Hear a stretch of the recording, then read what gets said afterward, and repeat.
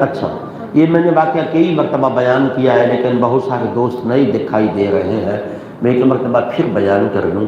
ایک بہت بڑے عالم تھے مولانا عبید اللہ سندھی، سنا ہوا نام ہے جی؟ یہ جو اسکول کے درسی کتب ہیں، شاید تیسری چوتھی جماعت میں ان کا ذکر ہے نا؟ شاہ صاحب ہے جی۔ یہ پہلے سکھ تھا،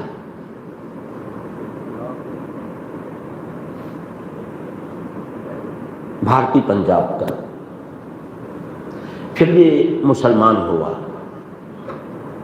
اور مسلمان ہوا حافظ الملت حافظ محمد صدیق بھٹونڈی رحمۃ اللہ علیہ کے ہاتھ پہ۔ یہ گھوٹکی ضلع میں ان کی خانقاہ ہے۔ ان کے صاحبزادگان سجادگان ہمارے پاس آتے رہتے ہیں، بہت سارے میرے دوستوں سے ان کی ملاقاتیں بھی ہیں۔ یہ حافظ الملت کے ہاتھ میں مسلمان ہوئے تو اس وقت دیوبندی بریلوی باقاعدہ یہ دو جماعتیں ظاہر نہیں ہوئی تھی، یہ اس سے پہلے کی بات ہے۔ یعنی اعلیٰ حضرت رضی اللہ تعالی عنہ نے دیوبندیت کے عقیدے کو نمایاں اور واضح ابھی تک نہیں کیا تھا، زمانہ تو اعلیٰ حضرت کا ہی تھا، تو وہ اپنے مرشد کی ہدایت پہ علم حاصل کرنے کے لیے دارالعلوم دیوبند چلے گئے۔ وہاں سے بہت بڑے عالم بن کے آئے۔ جب عالم بن کے آئے تو علم میں بعض اوقات ایک تکبر ہوتا ہے، دعا کریں اللہ ہر عالم کو اس تکبر سے محفوظ فرمائے، کیونکہ علم میں تکبر آ گیا تو کچھ نہیں بچا۔ علم وہ جو تمہیں عاجزی اور اخلاق سکھائے، جس علم میں عاجزی انکساری نہیں تو متکبر عالم سے وہ جاہل عاجزی والا اچھا ہوتا ہے۔ تو وہ علم جب واپس آئے تو جو کچھ پڑھ کے آئے وہ علم دنیا کو دکھانا چاہ رہے تھے، عقیدہ بدل کے آ گیا، نظریہ بدل گیا۔ آئے تو مرشد فوت ہو چکا تھا، ان کا بھتیجا گدی نشین تھا، ان کو کہا اصل دین تو وہ ہے جو میں دارالعلوم دیوبند سے سیکھ کے آیا ہوں، پتہ نہیں تم نے عشق رسول کے نام پہ مقام رسول کے نام سے کیا بازار لگا کے رکھی ہے۔ ناراض ہو گئے، مناظرے کے لیے پہنچے۔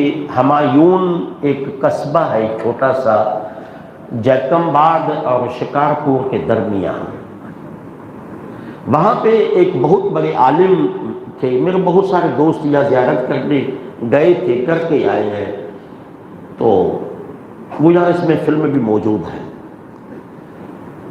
ان کے پاس گئے، انہیں کہا مناظرہ کر لو۔ اس نے کہا ہم فقیر لوگ ہیں، مناظرے سے ہمارا کیا، یہ مناظرہ کرنا مولویوں اور علماء کا کام ہے، ہم تو درویش لوگ ہیں، کوئی بات سمجھ میں نہیں آتی تو سمجھا دیں گے۔ اس نے کہا نہیں نہیں، آپ نے یہ درویشی کا ڈھونگ رکھا کے رکھا ہے، خدا کی مخلوق کو بے وقوف بنا رہے ہو، شان مصطفیٰ کو اتنا بڑھا کے رکھ دیا ہے، بیٹھو بحث کرتے ہیں کہ حقیقت مصطفیٰ کیا ہے، نور ہے یا بشر ہے۔ آپ نے فرمایا کیوں الجھتے ہو حقیقت مصطفیٰ میں؟ جی کیا کہتے ہو، کیا پدی کا شوربہ، کیا تیری اوقات، کہاں محبوب خدا، کہاں تیری اوقات، کہاں مطلوب خدا؟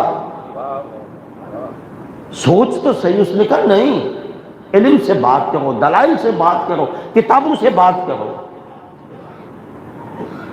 جمعے کا ٹائم تھا، خلفاء نے کہا قبلہ ایسا نہ کریں، ایسا نہ کریں۔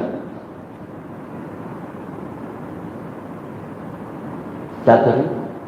مناظرہ کرنے اس سے، ورنہ باہر جا کے کہے گا سنی ہار گئے ہم جیت گئے۔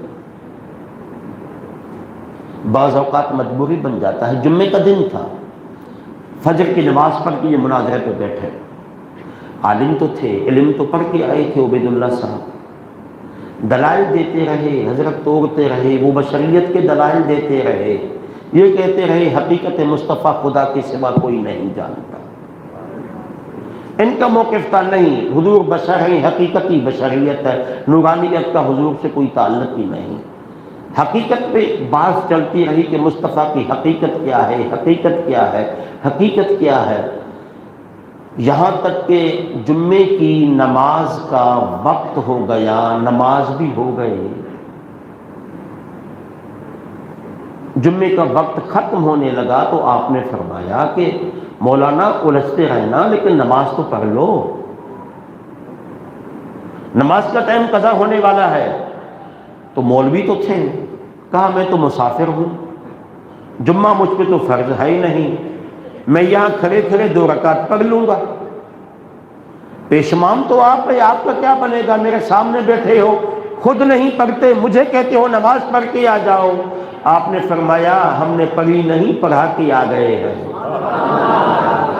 طرف اٹھے، کہا وہ دیکھو ہم تو تیرے نبی کی حقیقت پہ بحث کر رہے تھے، یہ بھی اتنا عظیم بن گیا ہے، میرے سامنے بیٹھا ہے، مجھے بے وقوف بنا رہا ہے کہ ہم پڑھ کے آ گئے ہیں۔ بولا باہر جا کے پوچھ لو۔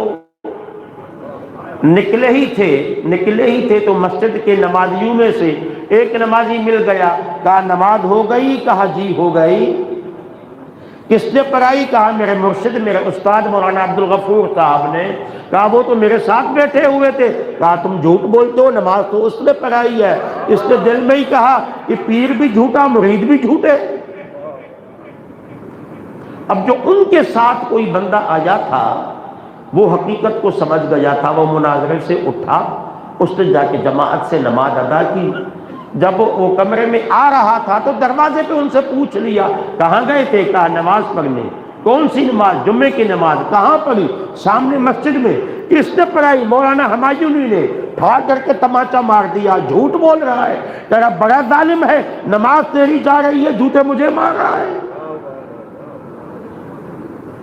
جب اس کے ہی مرید نے کہا نا میں ہمایونی کے پیچھے نماز پڑھ کے آ گیا ہوں، تو مولانا عبدالغفور ہمایونی پیچھے تھے، کھڑے تھے، کندھے پہ ہاتھ رکھ کے کہا مولانا ابھی تو مصطفیٰ کے غلاموں کی حقیقت کو نہیں سمجھا ہے اور الجھا ہے حقیقت مصطفیٰ میں۔